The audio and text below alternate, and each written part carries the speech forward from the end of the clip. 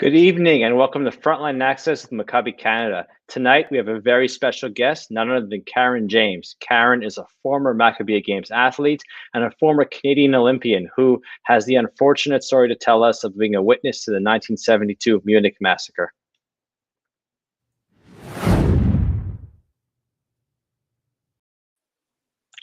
Karen, welcome to Frontline Access. Thank you, Daniel. Thank you for having me on and giving me this opportunity to talk about Munich again. Thank you. Well, thank you for joining us. You know, before we get into Munich, I don't want this to be lost in our audience. You were one of the world's best swimmers. You were an Olympian, and correct me if I'm wrong, you competed in the Maccabiah Games at the age of 12. That's right. That's right. I did. Yes. So go ahead. So tell us, how did you first get into swimming? How did you fall in love with the sport? Well, it's a long story, but I lived out near the University of British Columbia, and there was a pool there, Empire Pool, that was built in 1954 for the Commonwealth Games. And I lived at that pool. I learned to swim there. I did my Red Cross certification there, and I swam in a summer club, the Empire Pool Swim Club, in the summer when I was 5, 6, and 7 years old.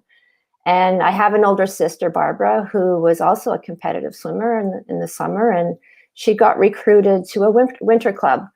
And I said, I want to go too. I want to go and do what my sister Barb does. So that's how I got into sort of more competitive swimming by the age of 7 or 8. And it went from there. I think I was a 9 and 10-year-old national champion for 9 and 10-year-olds. And I swam. I tried out for the 67. Oh, so 65 is when I went to Israel. I don't know if we want to talk about that later or now, or how do you want to do that? Yeah, sure. Let's talk about that experience at the Maccabiah Games. Yes, so I was 12 years old, and I had been going to Hebrew school, and it was kind of a bat mitzvah age. And my parents asked me if I wanted a bat mitzvah, and I gave a resounding no. I really wanted to swim and be a swimmer and focus on my swimming and not have to stop. So, but then at the same time, they asked me if I wanted to go to Israel and participate in the Maccabiah Games. And at that time, there wasn't an age restriction that there is now. And I said, yes, I'd love to go. And so I went without my parents. There was a Jewish fencer from Vancouver, Peter Baconi, who's passed away, Alav Shalom. And he and his wife, Vera, looked after me and took care of me through the time I was there. I remember flying to Montreal and meeting up with the rest of the team, and even being on an airplane was 65 for me. That was huge. I'd never been on an airplane before, let alone flown that distance. Of course. And then we got to Israel, and I remember training in the large outdoor pool. I remember Mark Spitz. So those were early days for Mark Spitz, but he was already on top, a champion. I remember meeting Jewish athletes from all over the world. I was so impressed with that international feeling, and also meeting an Israeli swimmer who had already served in the army. So at age 12, is like all ages, but really impressionable. That made a big impression on me. Being in Israel, Jerusalem was still a divided city. Mm-hmm. So we couldn't get to the wall. And I remember being on top of a building that had barbed wire going down the middle of it, and looking down and seeing Arab refugees down below there, sort of on the other side of that dividing line, and feeling that tension, but not understanding it at all. Of course. Yeah. So from the Maccabiah Games, obviously it was an incredible competition, incredible experience for you. You then, of course, the swimming bug just continued to grow, and you became a better swimmer. So tell us about the journey from Maccabiah to the Canadian national team and eventually to qualifying for the Olympic Games. Okay, so it wasn't a direct straight line journey. In 67, the Pan American Games were in Winnipeg, I think. I tried out for that team. I was on top. I was the best I could be, but I did not make that team. And the same with 1968 for the Olympics in Mexico. I still swimming seriously, did not make that team, but I was determined to stay with it. And so 1970, I made the Commonwealth Games team, and we were in Edinburgh. I have a silver medal from the Commonwealth Games in Edinburgh for the 4x100 freestyle relay. And then the next year I was at the Pan American Games in Colombia, and I have a bronze medal from there for the 100-meter freestyle. And that was 1970, 1971. And then training for 1972, I really wanted to make that Olympic team. I was 18, 19 by then. I really wanted to make that team. So when you qualified for those games, going through what you went through, what was the emotion like? Who was the first person you called? Or I don't remember. I was pretty excited. I think my family, my parents were very excited, and yeah, it was like almost like pinching myself. I can't believe it's come true. I have to say just one thing too is. Because we lived near that big pool out at UBC, in 1964, the Canadian swim team going to the Olympics in Tokyo, training at that pool. So we hosted one of the swimmers, Marion Lay, at our home. And that's when I got the bug for wanting to go to the Olympics. I just wanted to mention that because it inspired me to do that. So on that, did you keep in touch with her when you made the team? Was she still a part of the swimming federation? I think she had retired by the time 72 came around. I cannot remember if she was there in 68 going to Mexico. She might have been, but she retired by the time 72 came around. Okay. She was done. Yeah. So of course, your memories of 1972, those Olympic Games, different than ending it than when they began. So if you can separate for us, what was it like, the opening ceremonies and finally getting to the Olympics and walking in with Team Canada? It moves me to tears to this day, because I remember that excitement of walking into the stadium and hearing the cheers and the roars and seeing the flags of all the countries represented. There are 200 countries or more. All the uniforms of all the countries, so the colors and the sounds and the cheering. I had goosebumps, and I still get goosebumps if I watch it or when I think about it again. It's very special, and for us all, I'm sure it's like a dream has come true. We're there, and it's that opening ceremonies is very special. Of course. So now we're in the Olympic Games. Take us through the events of September 4th, September 5th, leading up to what became known as the Munich massacre. How did your evening unfold? Take us through what your journey was that evening. Okay, and I'll go back a little bit. So I was finished swimming by that time. So my event, the 200-meter individual medley, was the first day, and I think it was even the first event. And I didn't qualify to make the finals. So I was finished pretty early on, and by the time September 4th, I think most of, if not all, the swimming was finished by then.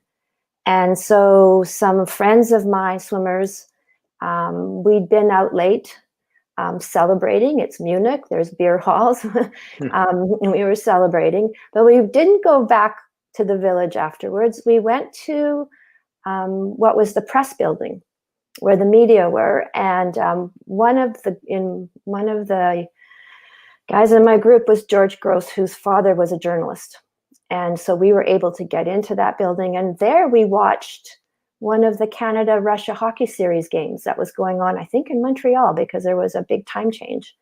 So we were watching that. So that was, the early mornings of September 5th. And when that finished, it was 3:30, 4 in the morning. And we were walking back to the Athletes Village. And there were 4 of us. There was me, Byron McDonald, Martha Nelson, and George Gross. And we didn't feel like walking around to the main gate. We just stood at the chain link fence and thought, we can climb this. Why not?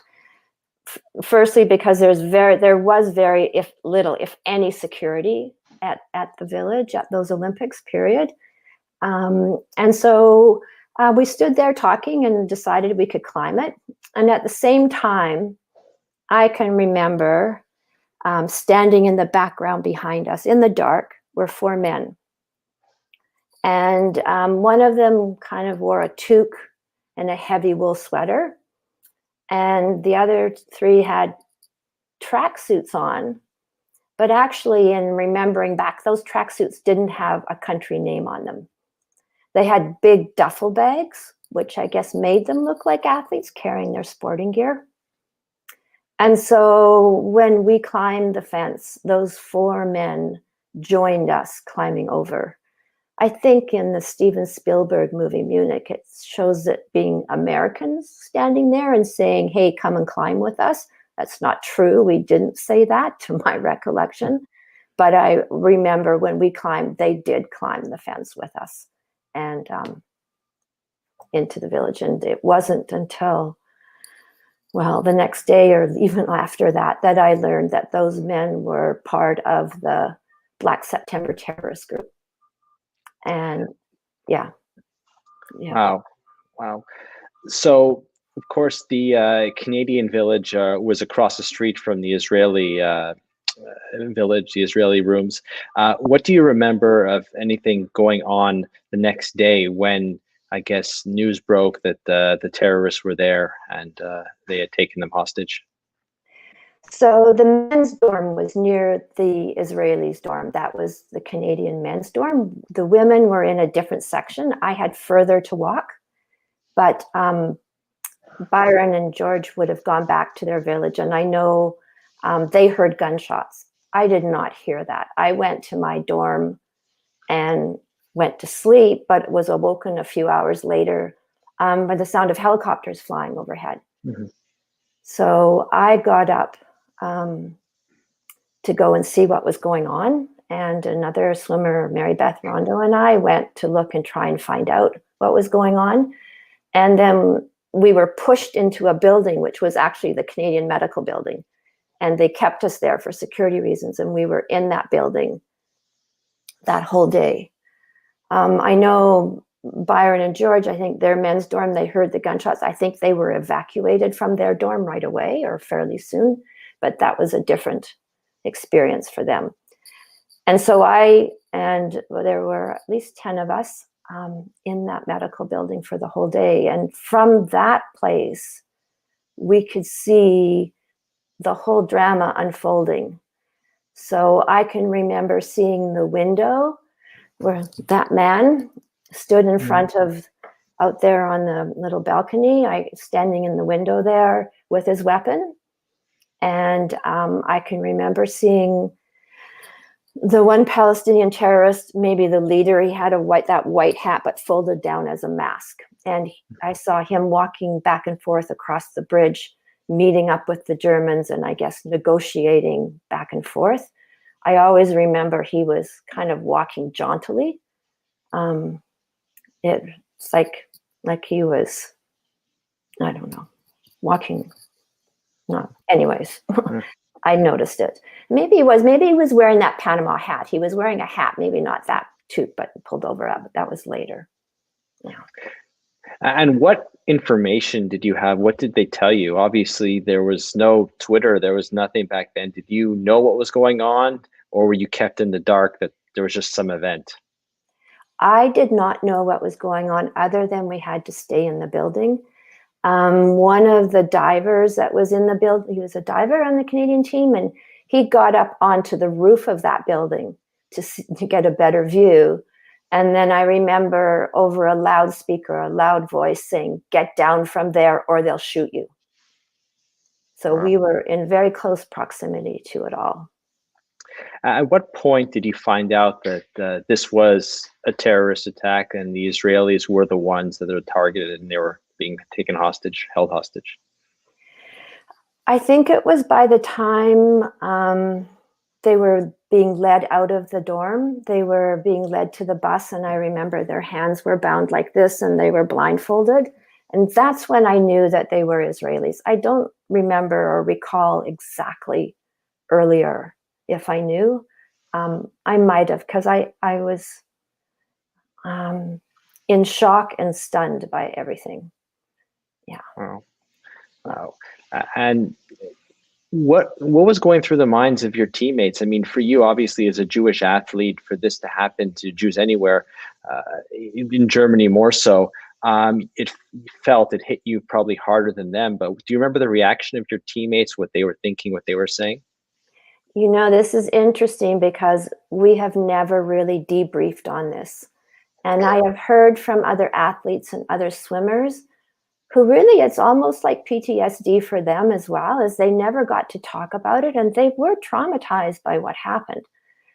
And I was very traumatized, and I was scared, and I didn't want to think about it for a really long time. It really profoundly drove it into my subconscious for a long time. Of course, I remember reading and doing research. It took you 24 years to process it and to finally speak about it. So why did you end up finally deciding, I'm going to speak about this, I'm going to deal with the events of that day and tell people my story? Just one thing, Daniel, before we go there, I just want to also talk about the memorial ceremony that they had. Of course. The next day, just because it had a big impact on me as well. Because all the flags were lowered, but I remember and even read afterwards that the Arab nations raised their flags.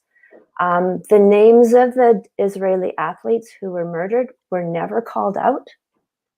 And I remember distinctly the head of the IOC, which I've just lost the name, I should know it, very famous. He said, and it's an infamous saying, I think, is the games must go on. And that to me really felt wrong, and it hurt me deeply that they were going to continue to compete and play and have the sports after 11 athletes have been murdered, or athletes, managers, coaches have been murdered. Well, I was going to, of course, touch on the memorial ceremony, but now it's sorry. No, it's a good segue because you, of course, were one of the leaders in trying to make sure the IOC recognized the massacre leading up to the 2012 games, and since then, through a petition, I believe 100,000 people were signatories, and before the interview, you mentioned many heads of state as well, and the IOC still has not recognized it, correct? They do it in a very minor way now. So in 2012, there's Ankie Spitzer. She advocated hard because it was the 40th anniversary of Munich.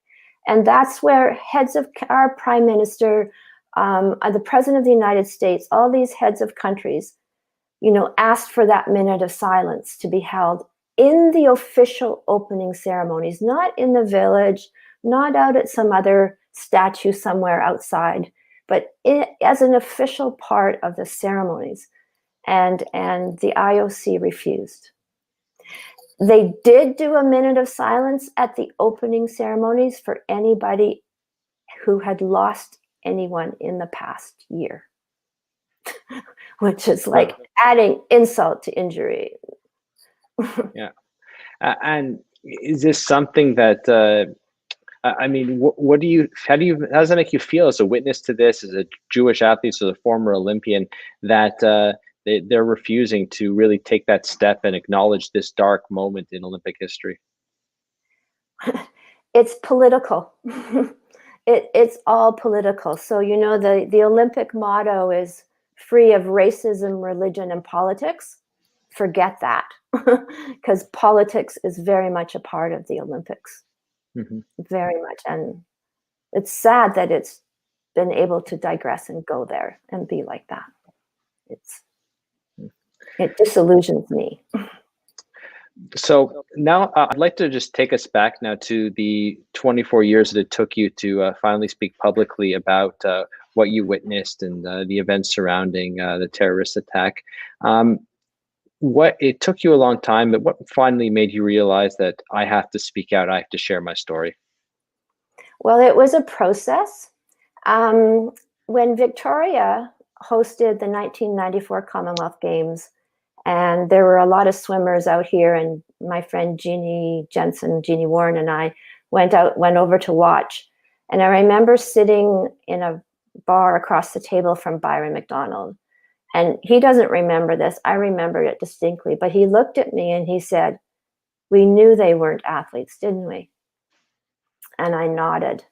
And that is, for me, a key piece that I started to finally allow myself to think about not only what happened there and that tragedy, but how I was a part of that in climbing the fence with those terrorists. That I was a part of that. And I, no doubt I carried, I mean, I don't have that guilt and shame, but you still feel something. And I was asked, I was asked by an elementary school student when I was starting to talk about this story, and he said, "What would you do differently now?" And good question for like a 12-year-old. And I thought about it, and I said, well, I would go and tell someone. And then I thought about that again to myself and thought, well, if I tried to do that, would I be alive today to tell the story? So that's. But correct me if I'm wrong, but you mentioned that there was such little security, if no security there. Yeah. So would it have been on any athlete's mind to notice that there's something missed with this person carrying a duffel bag and a tracksuit at dawn? You know, it could be just another athlete. I mean, it would never have come to your mind that this was someone that shouldn't be there. First of all, I mean, 1972 was a very different place, and it's not like it is now. And sorry, ask your question again, Daniel. I mean, the mentality of you at that time is that you're right. It's a different time, different place. There was no security, so it would never have crossed your mind that these were terrorists. George Gross was with us as one of the 4 climbing the fence. He wasn't on the team, but he was staying in Byron's apartment, coming into the village every day. I mean, even Ankie Spitzer says, whose husband Andre was murdered, she walked in, she wasn't an athlete, she didn't have a past, she walked into the village every day to see her husband until that point. So no securities. When a German newspaper wrote about my story in 2012 at the 40th anniversary, I got contacted by someone in Germany. He called me, I don't know how he got my number, and he said, you know, I was climbing the fence as well. And not that night, but other nights before that, into the village. And he said, I remember seeing some of those guys in tracksuits and duffel bags climbing, rehearsing probably, he said. Wow. So yeah, there was no security. That's, you know, alluding to it again, now in 2020, we think, how can that be? But different time, different era, you know, everyone never thought this could happen. Yeah. Still doesn't mean you shouldn't speak out. Of course. Especially now, yeah. So on a personal level, in the years that it took you to process what happened in 72, you also went on a journey as a Jewish woman. Can you tell us about that? Well, my own personal Jewish journey is I was raised going to Hebrew school. However, my mother wasn't Jewish. And so we were an interfaith family, but I still went to Hebrew school at Beth Israel for 6 years or 5 or 6 years. We weren't religious or at home or have any Jewish rituals, but I remember celebrating Passover and other Jewish holidays at my grandparents with my aunts and uncles and cousins. And those are like my most cherished family memories. And from there, training heavily, not, other than going to Israel at age 12 at the Maccabiah Games and even meeting family there, my grandfather's sister's family there, and feeling that connection. After that, and particularly after Munich, I pushed it all out of my life. I just pushed it away and didn't think about it. When I married someone who wasn't Jewish, it was by a Unitarian minister in my family's backyard. And I didn't want God mentioned. Those are my kids, Lee, Jamie, and Beth. Yeah. Yeah, so it wasn't until I'd been, married, sold real estate, raising 3 children, getting a divorce and being on my own, but with my kids. And then I started to explore my Jewish identity. And it was some little triggers, but by the time, I think it was around the time in 2001 or 2, when things were happening in Israel again, I really wanted to go back to my community. I really wanted to connect spiritually. And it was a slow process, but I joined a synagogue, Temple Shalom in Vancouver, and went through a conversion course and to the mikvah because I wanted to be halakhically Jewish and be accepted. And that was around 2002. And then in 2006, Vancouver hosted the JCC Maccabi Games in Vancouver. And it's the first time Vancouver has ever, period, hosted them. And I was asked to chair the swimming. And Jeannie Jensen and I co-chaired it.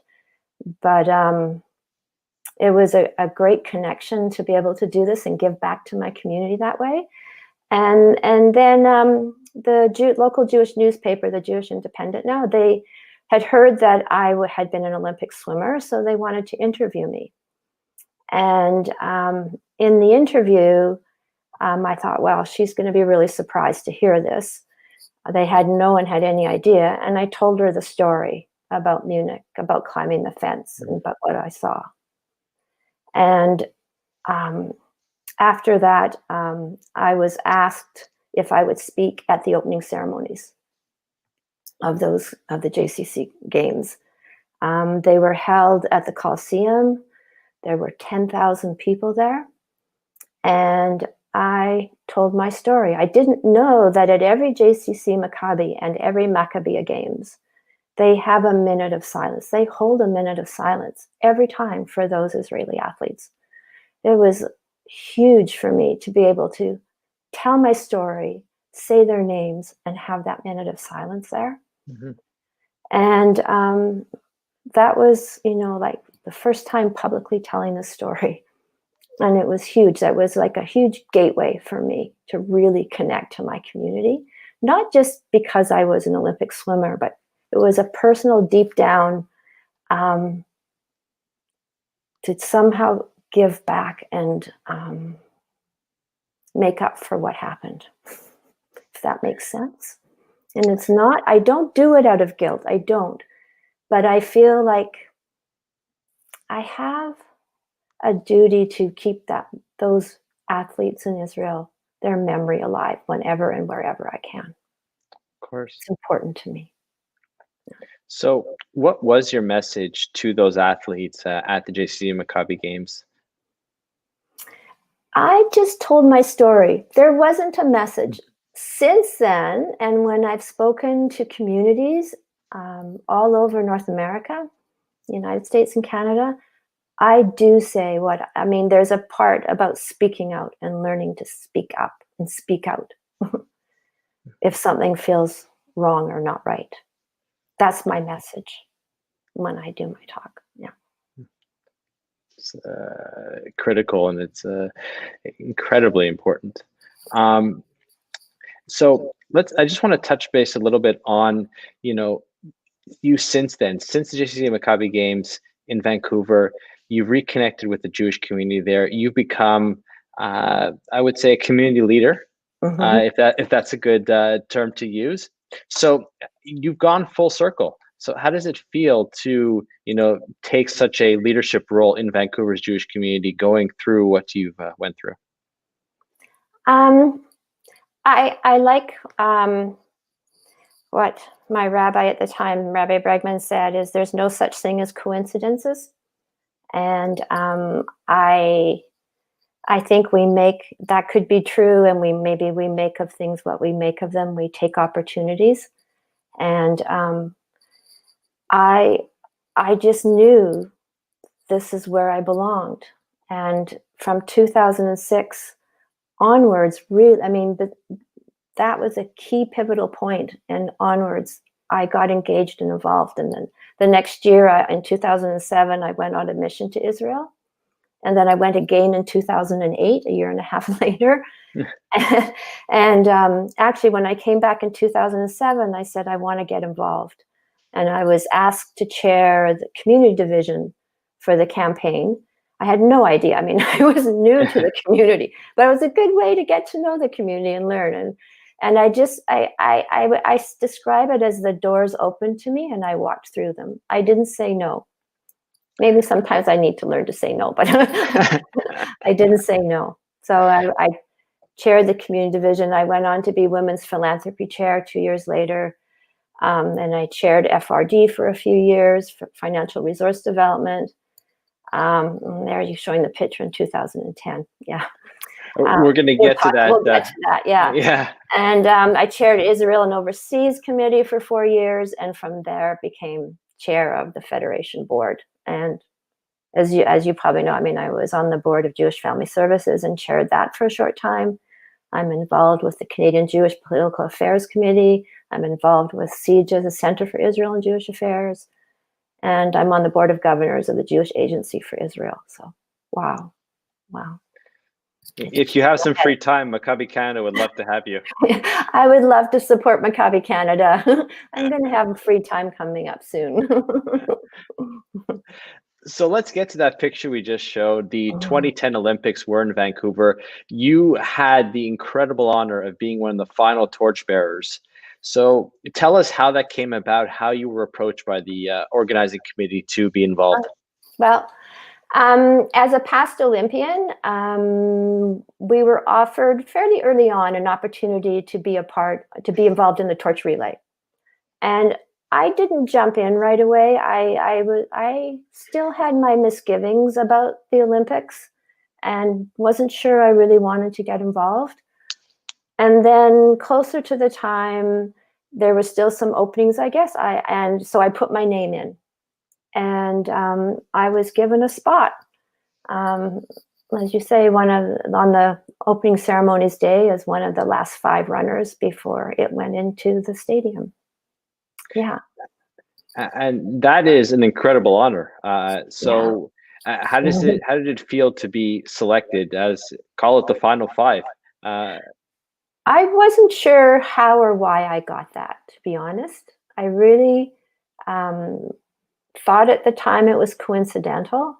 That was before I had spoken out in Vancouver about several things. So I'm pretty sure, if I've got my timeline right, it was, or maybe I knew I had a spot, but I didn't know where until later on. That's what it was. I was on, but I didn't know where until near the end. And I was really, really honored and really choked. I remember now. Yeah.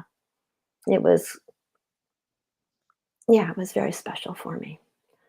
And leading up to that, I think I said when getting that spot is one thing, but then I remember I was supposed to speak at I think it was about a week before the game's opening. And there was an event at the Vancouver Holocaust Education Center. They were going to have journalists come in and show them a display they just put on called Berlin 36, about the Berlin Olympics. And that morning of that press conference that I was asked to go to and maybe say a few words just as an ex-Olympian, or a former Olympian, not former Olympian, that morning the Globe and Mail published an article about a video that was being shown to all relay participants before they did their run, whether they were on the bus or being driven somewhere. And it opens with a segment from Leni Riefenstahl's film that was made for Hitler for the Berlin 36 Olympics. And the swastikas were, and things were blacked out, but you knew what it was. And there were two academics at UBC that spoke out about that in the article and saying, this isn't right. It shouldn't be shown. And so when I had my turn to speak at the Vancouver Holocaust Education Center, I spoke out about that video. And it had been shown to over 1,000 relay participants, and no one had said anything. And actually the IOC owns that film. And I spoke out about it. And when I spoke out about it, I also told them, because it wasn't known locally for sure, about my experience at Munich, like to a larger degree, the Jewish community, yes, but not the broader community. So I spoke out about being at Munich and what I saw and what happened there, and how this segment of the video it's discouraging. I wasn't sure I wanted to be on the relay, do this, and this is really not good. And that got publicized. I think I was on the 6 o'clock news that night. And then the next day they pulled the video off. Yeah. The power, once again, of speaking out. Yeah. So before I start taking a few questions that have come in, let's bring this back now, because we're almost at 50 years since the games, since the, not to have people calculate your age, but we're almost at 50 years since the 72 Olympics. What would you like to see the IOC do to recognize this unfortunate event? Oh, and they have to do, and it should be part of every Olympics. This was the worst terrorist act that had ever occurred at an Olympic Games in its history. Doing a minute of silence and calling out those names of those 11 Israelis is like a no-brainer. They should be doing that every Olympics. And if not, at least at the Summer Olympics. I'm not sure, but don't they call out the names of the athletes who died, like the luger that died in Vancouver at the start of the 2010 Olympics? His name is called out in remembrance at the Winter Olympics. These are, that's what I would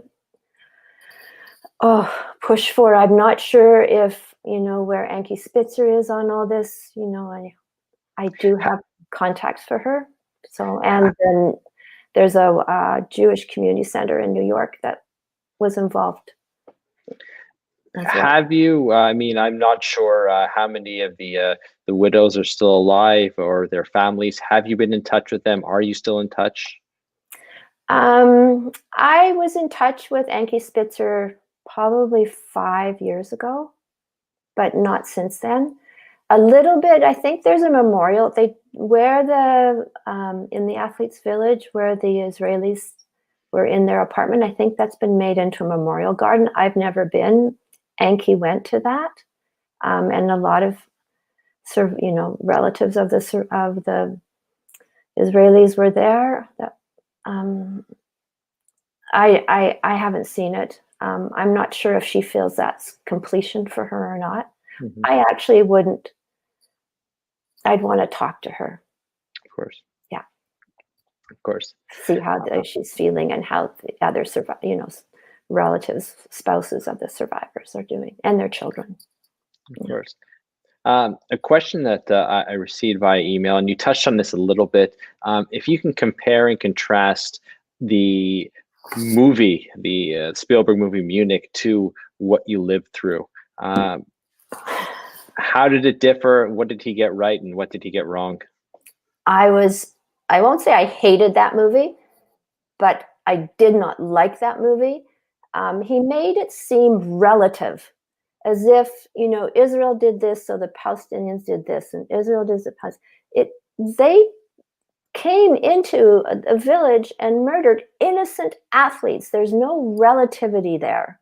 They murdered completely innocent people to make their cause known worldwide, to make a point.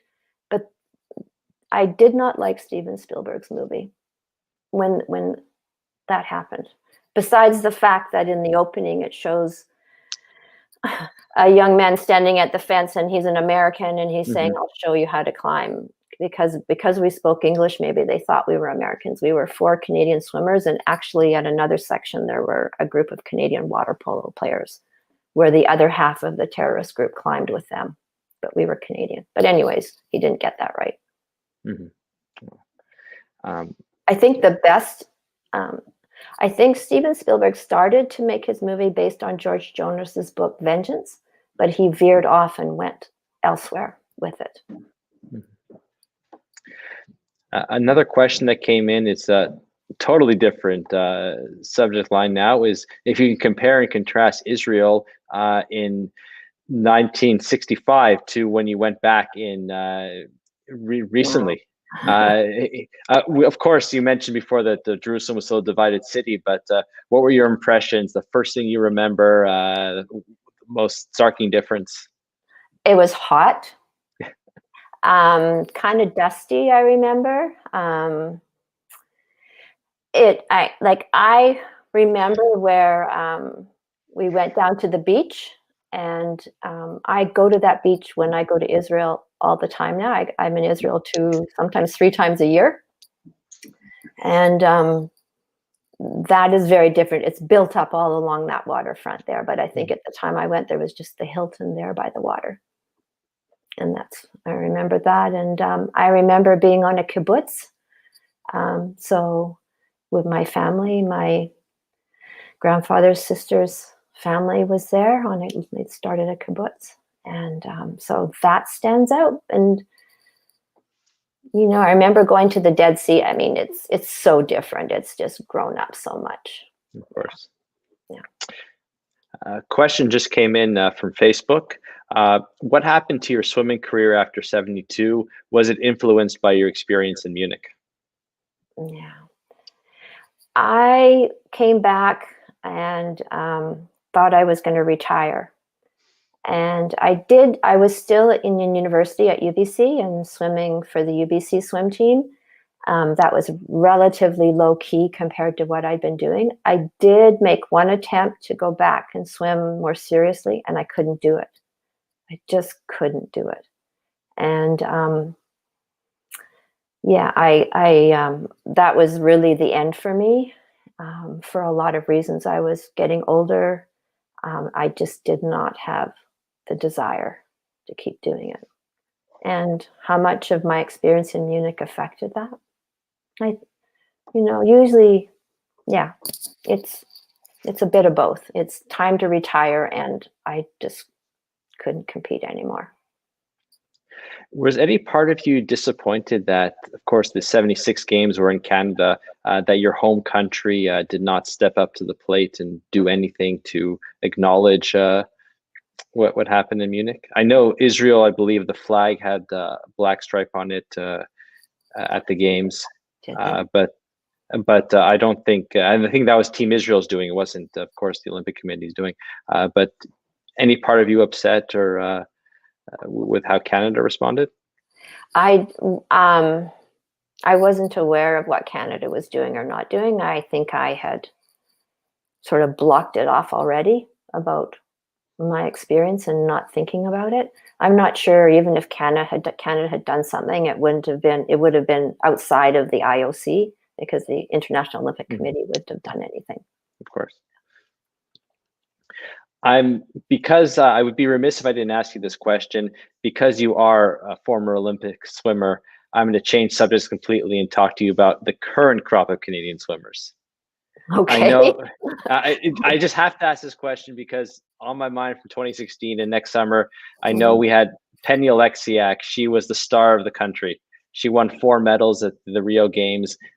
Do you still watch swimming? What are your thoughts on, a resurgence, a revitalization of the swimming program in our country? Um, I I keep tabs on it. I'm not a serious watcher. I know who Penny Oleksiak is, and I really sympathize with those swimmers and other athletes who were expecting to be going to the Olympics and having them postponed. It's really hard, and I, th- Canada was a real powerhouse in swimming at one time. We had like not just one or two. We had a lot of really strong swimmers.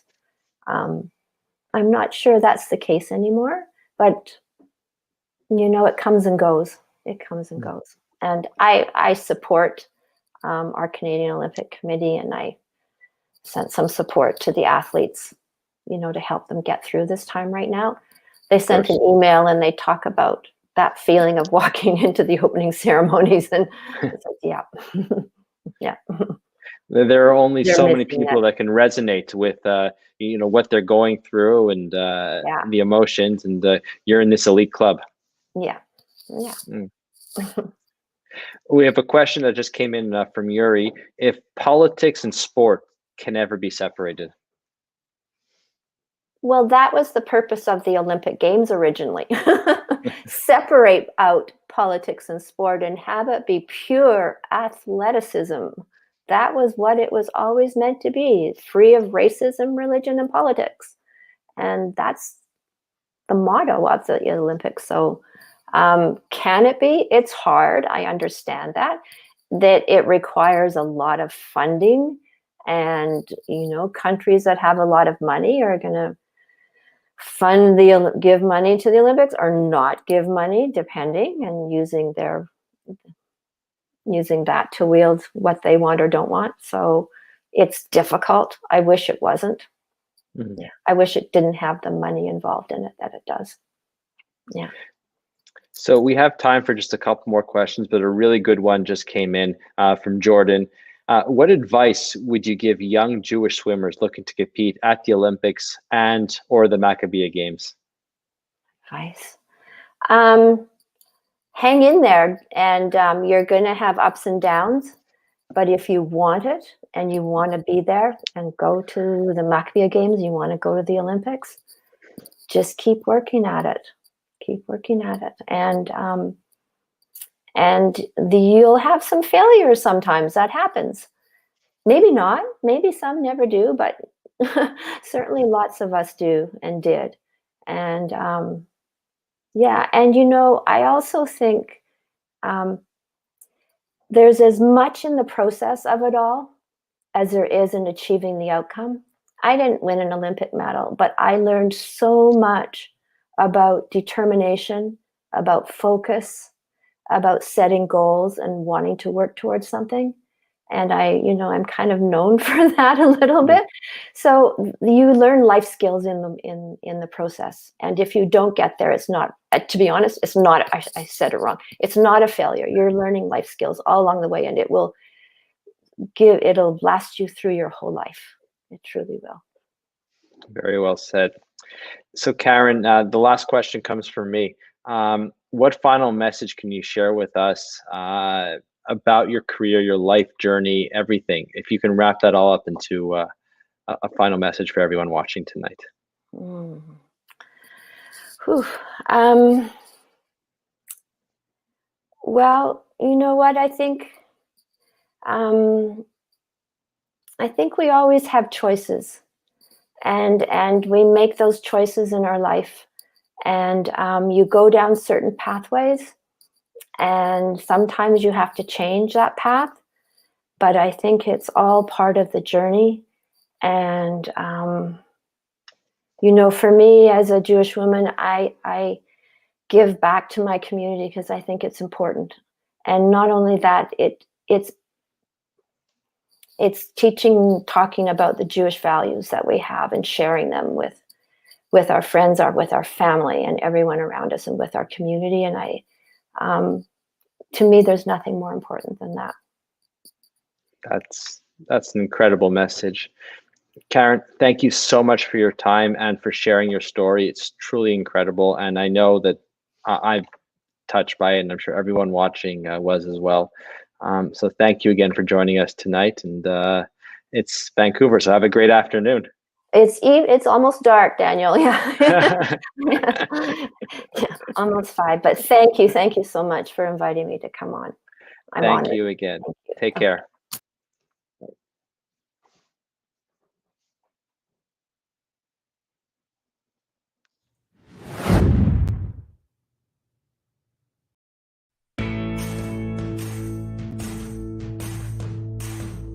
I was 27 when I got the Fonz and 72 when I got Gene Cousineau on Barry for HBO. I think it's very important for parents to keep up a structure. So to have a time to get up, much like school, a time for exercise, much like school. And I had already endured the most grueling test of strength and perseverance known to humankind, Hebrew school, everyone. Every day I have some other event, and fortunately for all of this computer and for all of you young people, that we can all talk to each other. I want to do this, and that everything you do helps you and moves you toward your dream. I do have a cell phone. I'm not computer literate, but I can talk on the cell phone from morning till night